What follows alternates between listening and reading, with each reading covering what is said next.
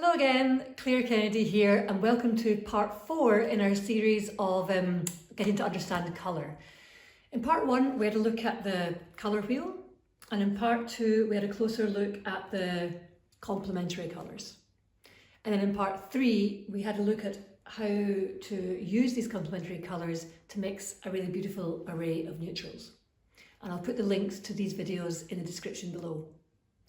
Today in part 4, we're going to have a look at saturation. What saturation really means is the intensity of a colour. Kind of straight from the tube, really. You can't really get more saturated red than this. I mean, you can't add anything to this red to make it redder, if you know what I mean. And you can't really add anything to this blue to make it more blue. They're already very saturated colours.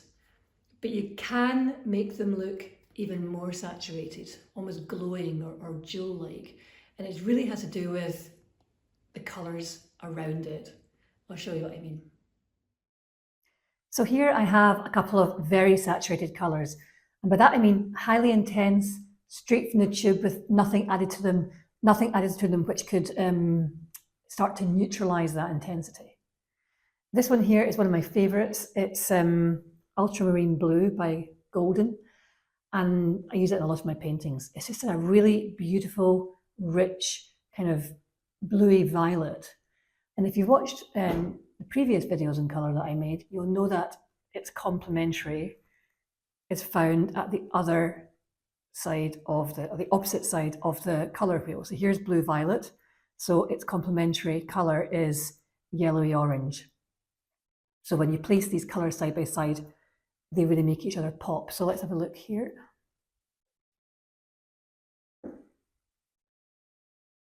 Here is this highly saturated ultramarine blue. I'm just going to give my brush a little wipe. And here's my yellowy orange. And if I place it beside it,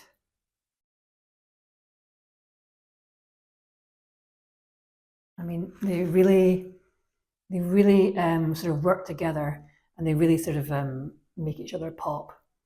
But when you've got two equally saturated colours like this, it can get quite loud. It's a bit like they're sort of vying for attention. So if we make one of them a little bit more muted, more desaturated, it'll give the other one room to sing even more. So if you remember from the previous videos, to push back a colour, to desaturate it, we just add a little bit of its complementary and white. So if we want to desaturate, if we want the blue to sing a little bit more, we'll desaturate this orange a bit. So for that, I'm going to just add a little bit of the blue, bring it down a bit. I'm also going to add a lot of white.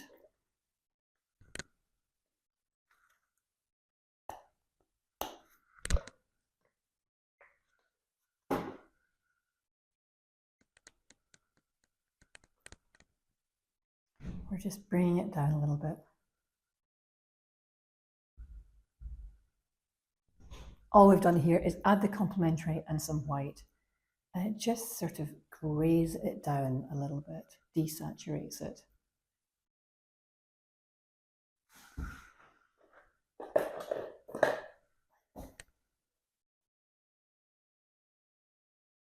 So now I'm going to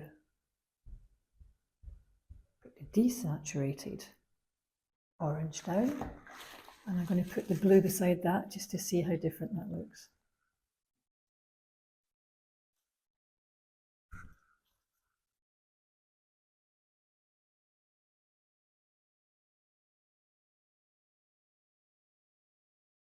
And you can see it just really makes the blue really sing even more, and just really makes the blue stand out. It's the focal point now. And we can do this other way around as well. So we might want the orange to be the focal point. So let's just put some of that pure orange down.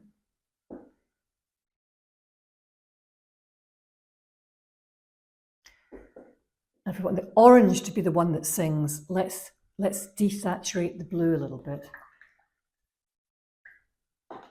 So again, all we need to do for that, here's my blue, very saturated. I'm going to add a little bit of its complementary, like that. Lots of white. Still blue, it just pushes it back a little bit.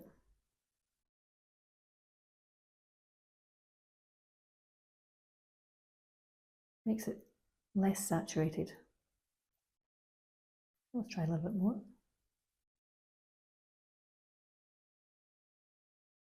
A bit more white.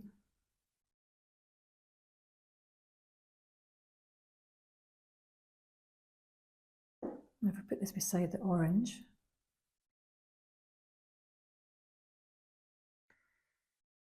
I think it makes that orange, especially if you surround it, I think it makes that orange just really stand out and be the star of the show. I think muted colours really do a lot of work in a painting.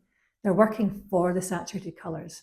They're basically there to make the saturated colours look even better. It kind of reminds me a little bit of backing singers in a concert. Their voices are beautiful and harmonious in their own right, but really they're there to do a job, and that's to make the star of the show sound better, basically. And I always feel that when I go to a concert, I'm always drawn to sort of listening and watching the backing singers because they really are there to do that job, and it's quite fascinating to watch. And I think there's quite a lot of parallels between music and art. But anyway, I'm going off on a bit of a tangent here. There's lots of examples in art of artists that do this. So my trusty Gombrich, I know I've used this in previous videos. It didn't take long to find an example of this. Here is a painting by Bonnat from 1899 called At the Table. I don't know if there's a lot of glare perhaps on this, but hopefully you can see these bowls of oranges in the middle of the table. That's where he wants our eyes to go, and they do. They zoom right there because those oranges are saturated, very bright, vibrant colour, but he's made it look even more vibrant by desaturating the colours around them. So he has done really like what we have done here, actually, is he's got orange, then he's thought of the complementary colour, which is blue, and then he has put a desaturated version of blue around those oranges. So that's why he's thought of how can I make, what colour is the most different to orange? And already the most different colour, most contrasted colour is blue. But if we contrast that even more by putting desaturated besides saturated, then that really is going to let our eyes really, it becomes a focal point.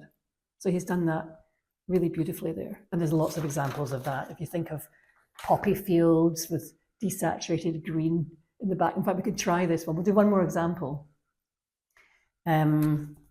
Let's get two more complementary colours saturated. A very bright red and a very bright green. Just going to wash my brush a little bit.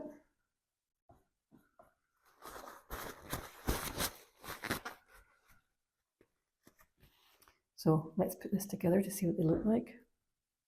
I mean, that is so saturated. Beautiful colour, actually. And I'm going to put the green beside it. Complementary colours on opposite sides of the colour wheel. So they really, again, they make each other pop. Highly saturated, so vibrant, and there's really a place for this. You know, it makes you think of Christmas, it's fun, and you might want a painting which vibrates with colour like this. But say you are painting, you know, a field of poppies or flowers, for example, and you want those flowers to really stand out, then what you could consider doing is desaturating that green. So let's just do that here. Let's get some of that green. And again, how do you desaturate it? Well, we add a little bit of its complementary, like this.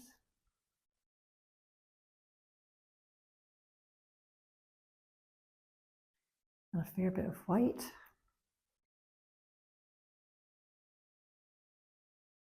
I'm going to add even more.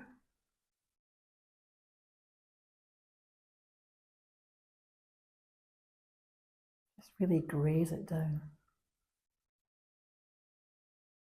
A little bit more even.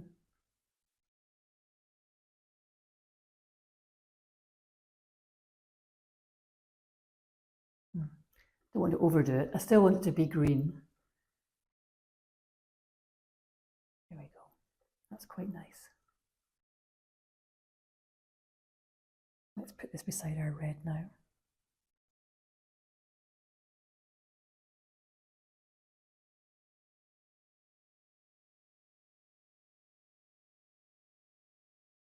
Yeah, I think that makes that red really stand out even more. It makes it look even more saturated than it already was. So I hope you've enjoyed this short video and that it's given you some food for thought when you're mixing your paint. Saturation is really a great tool for creating focal points and for guiding the viewer's eye around the painting. But don't forget the neutrals because they do a lot of the work. Thanks for watching. See you next time.